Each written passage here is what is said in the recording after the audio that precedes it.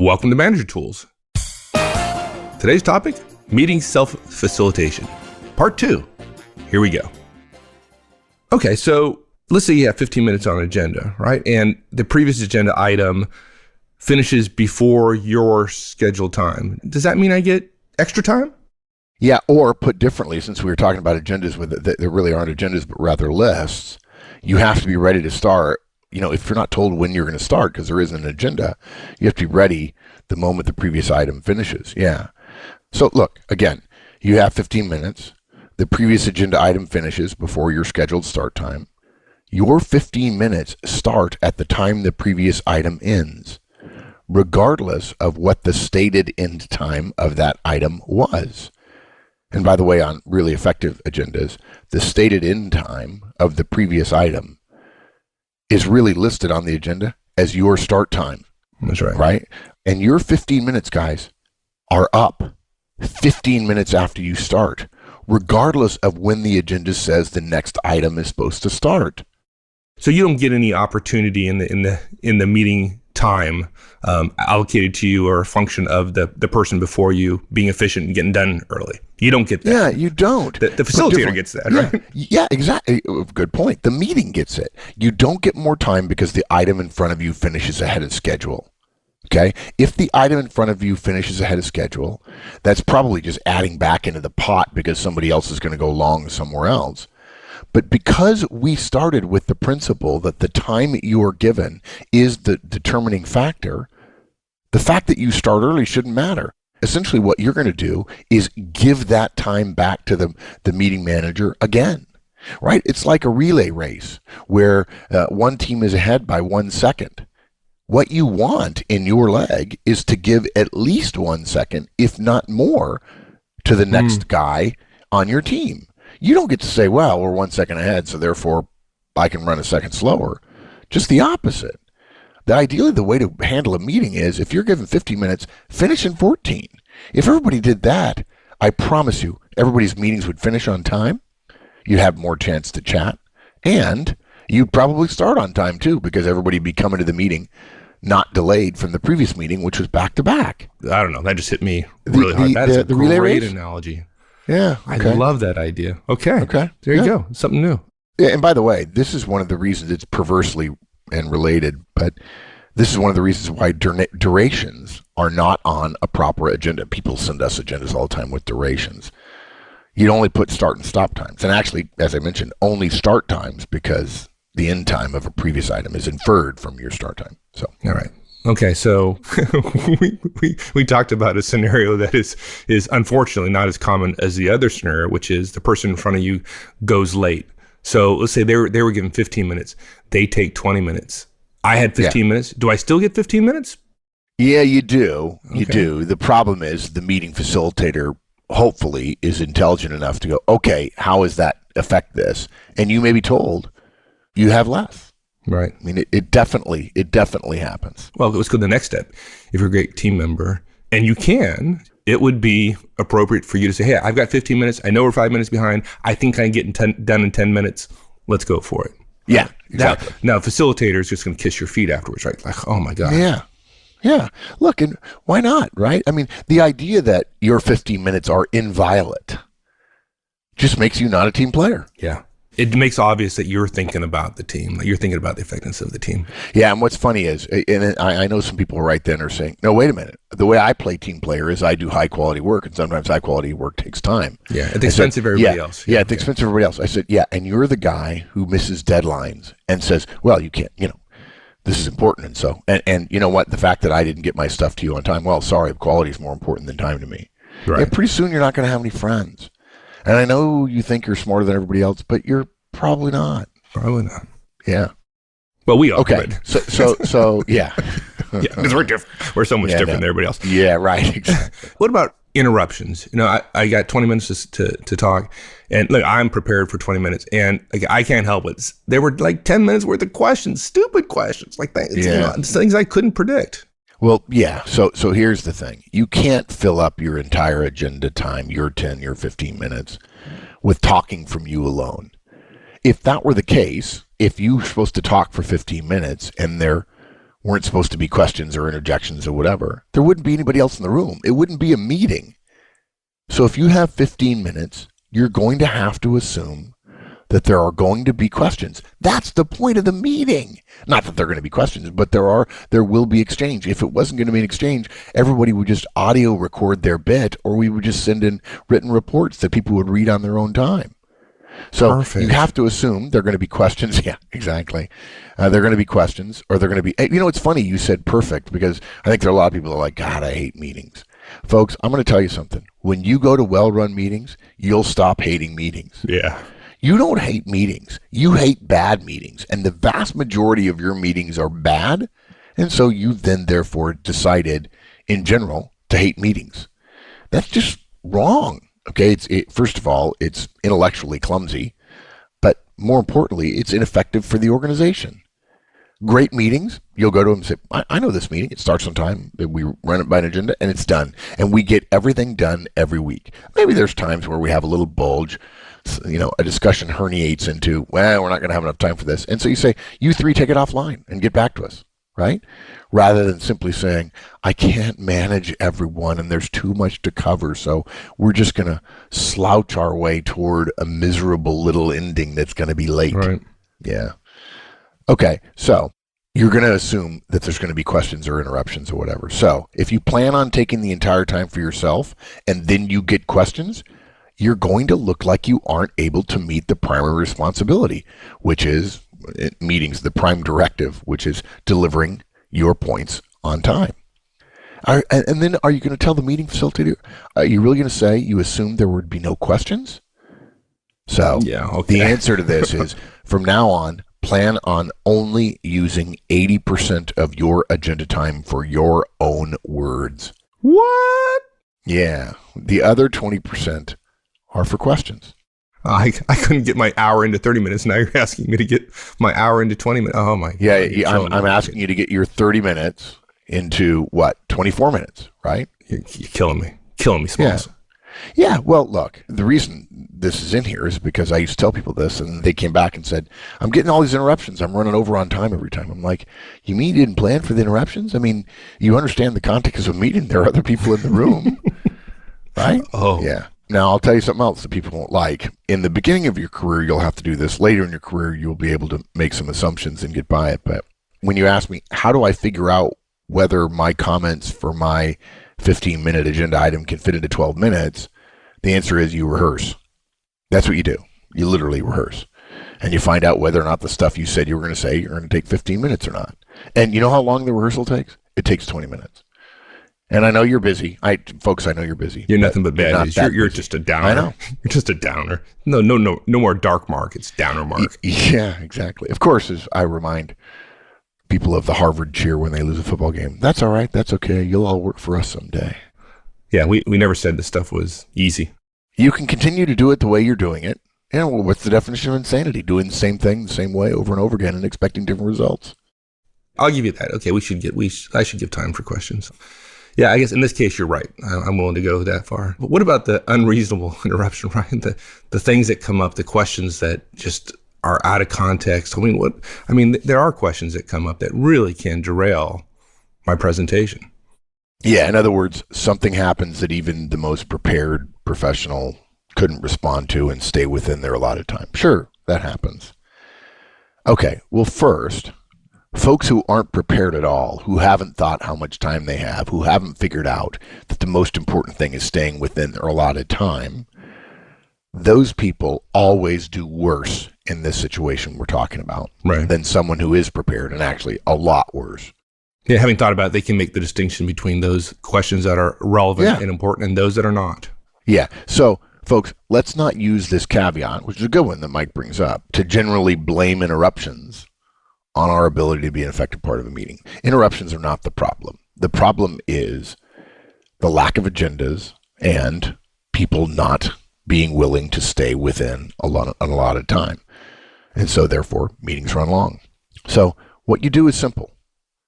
When interruptions become such that you believe you're not going to finish your task within your allotted time, you can halt the interruptions. That's partially where this cast comes from, meeting self-facilitation. When your presenting your 15 minutes, you're the sub-facilitator. The primary facilitator, the meeting leader, the meeting facilitator can always trump you, and you have to allow him or her to do so. But when you're presenting, you're facilitating. You facilitate before the meeting by figuring out what you're going to talk about, staying within your 15 minutes. That's a form of self-facilitation. And then you facilitate the kind of questions you get and whether or not those questions are possible within the time frame you're given. Because again, you're keeping track of how much information you have to share and how much time you were given.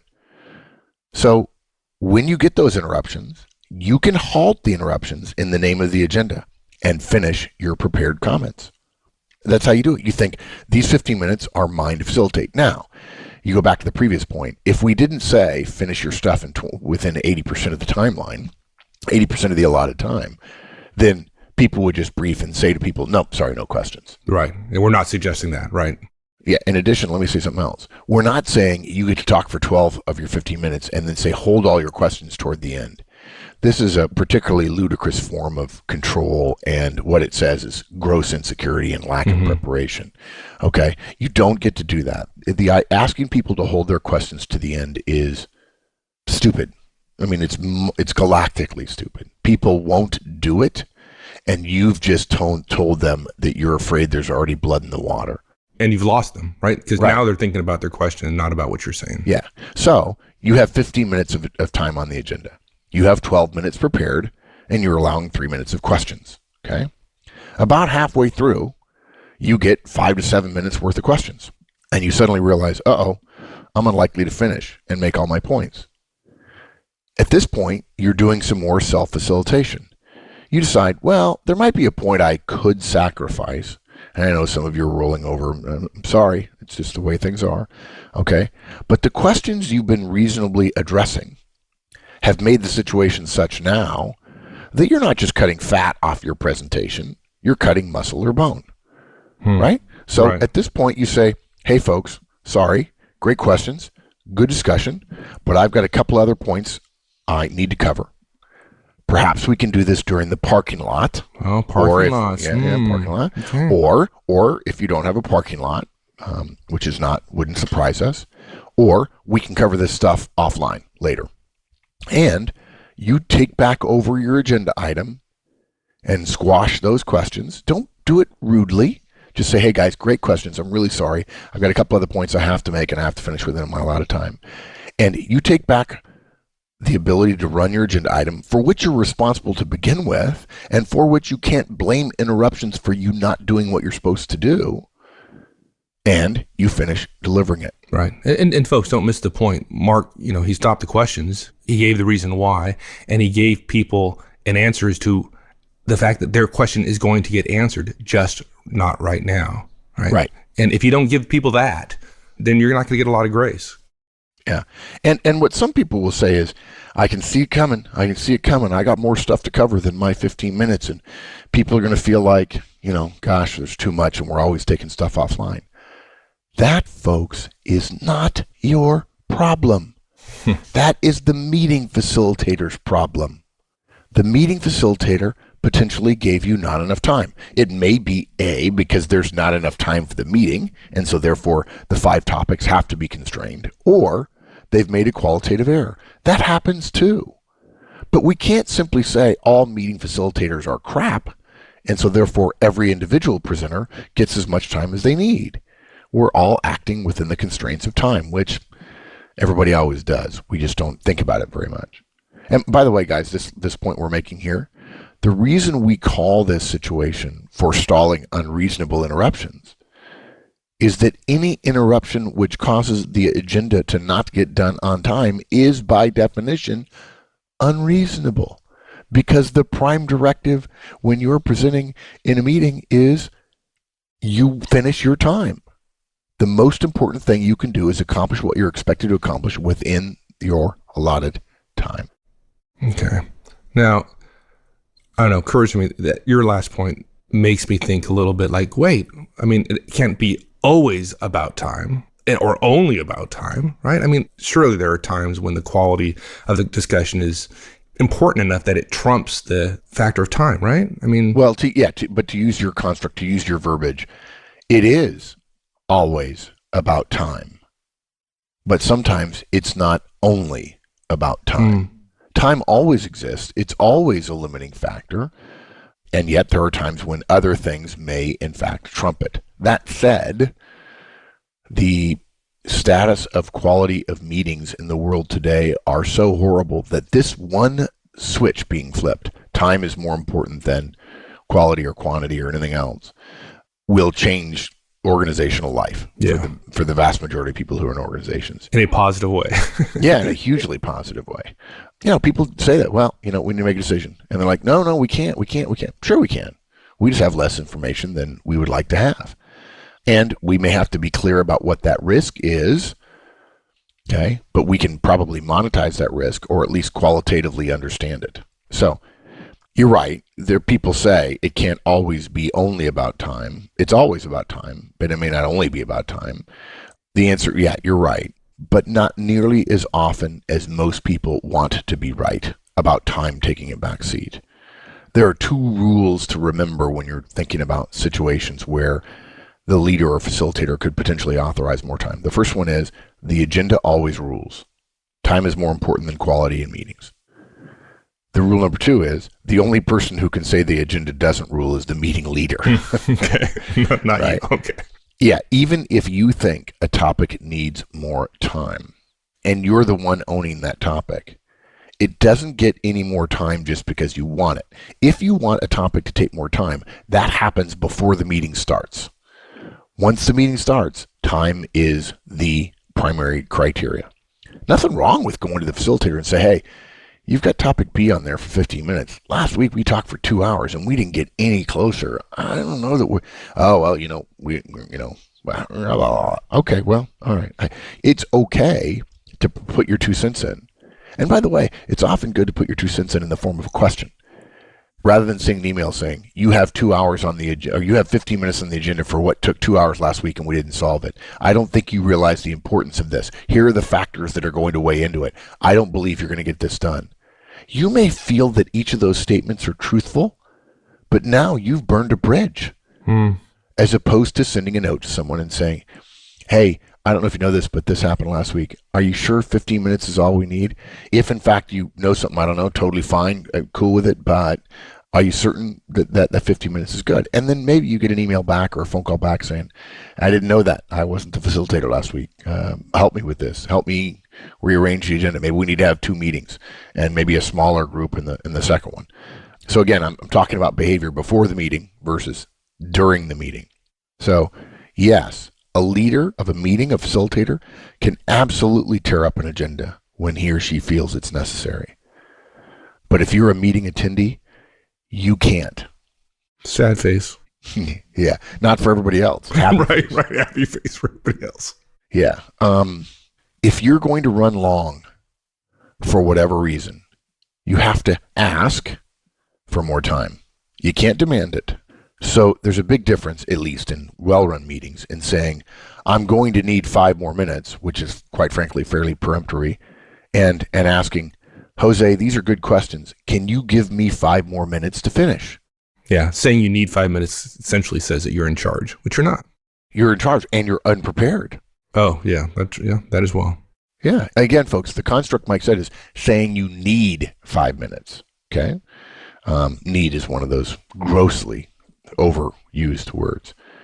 In the event you get a lot of questions, guys, and you've forestalled some unreasonable ones in the interest of comity on the agenda, it's certainly reasonable to hope that the leader bails you out. The leader says, hey, Mark, this is a helpful discussion. We can squeeze out 5 more minutes so you can finish. I got to tell you, that is a prepared facilitator. Yeah. That is someone who is constantly looking at time, and thinking about what needs to get done in the agenda and what's important and so on. And there are emergent things like a bunch of questions that people didn't prepare for. And so, we're going to spend a couple extra minutes here, and maybe the quality of the next item will suffer a little bit, and the next guy will feel a little bit frustrated. And we give sometimes and we take sometimes, and that's how the world works. Mike, you and I have talked about this before in terms of, okay, we don't have an unlimited amount of time. Something happens. What do we want to do? Where do we want to take our pain? And this happens all the time at our conferences where we publish an agenda. And I'm pretty certain that most training organizations don't publish as precise agendas as we do. And then we tell people we might be plus or minus 5 minutes on the agenda. But the agenda drives things to keep us from saying at 5:30 in the afternoon, hey, we only have 2 more hours to go, when we previously told people that we'll be done at 5:30 or at 5:15, saying I don't think we're going to get to delegation today or something, something crazy like that. Yeah, literally implying that we're not professional about what we do and how we do it. So just because you have an agenda item doesn't mean the meeting's going to run around you, and you have to stay within your time constraints. And I'll tell you, of course, I think everybody's figured this out. You don't get to change the amount of time you have on your own. You still have to meet the prime directive here. But this will make you a much better meeting facilitator when you're running the entire meeting, and you will appreciate it a great deal more. If you go to meetings where everybody blows through their times and is not respectful, hopefully you'll change that when you're a meeting facilitator, and you will appreciate the behavior we're talking about in this agenda from your meeting attendees if you're running a meeting. And people will say, wow, he or she runs good meetings. So only the leader or facilitator can authorize you more time. They can do that before the meeting, or they can do it if you politely ask during the meeting, but don't get in the habit of always asking for 5 more minutes. If every week you're supposed to present the same thing and you get 10 minutes, and 3 weeks in a row you're asking for 5 more minutes, you're not really truly working hard enough in advance to meet the prime directive. Cool. All right, so look, guys, you're responsible for staying within your time. That is the prime directive, okay? Stop whining. Start becoming a professional. And by the way, sometimes I whine too, not pointing a finger at you. I'm guilty as well. But you have to stay within your time. Your time starts when the previous item finishes, okay? That doesn't mean you get more time. If you have 15 minutes on the agenda and you start 5 minutes early, you don't get 20 minutes. Prepare for reasonable interruptions. I'm sorry, what I should have said is what Mike liked, which is the relay race. If you start with a 1 second lead in a relay race, you're supposed to hand the baton to the next person on your team with at least a 1 second lead. You don't get more time. You need to prepare for reasonable interruptions, and that means only plan on presenting, you talking 80% of the time you're given. And you can forestall unreasonable interruptions by stopping them and saying, look, I'm not going to finish what I wanted to talk about. And again, you cannot tell people to wait questions until the end. And you can't authorize yourself more time on your own. The leader or facilitator have to do that. You'd love for them to do it. Sometimes they will, sometimes they won't. Folks, in a project, if everyone misses their deadlines, the project isn't going to deliver on time. For the entire project to be done on time, the tasks that make it up have to be done on time. And that's all a meeting is, a series of tasks, just like a project, with deadlines. And one of the rules of projects is meet yours, meaning your deadlines. When you're running the whole meeting, first of all, don't be the guy who's always late, but then expects everyone else to make up for your failure. Meet yours. When you're running the whole meeting, you're going to love the ones who meet theirs. Believe us. Yeah, you will. All right, my friend. Thank you. You bet, partner. Awesome. We'll see you. Thanks, everyone. That's it. We'll see you next week. Have a great one. So long.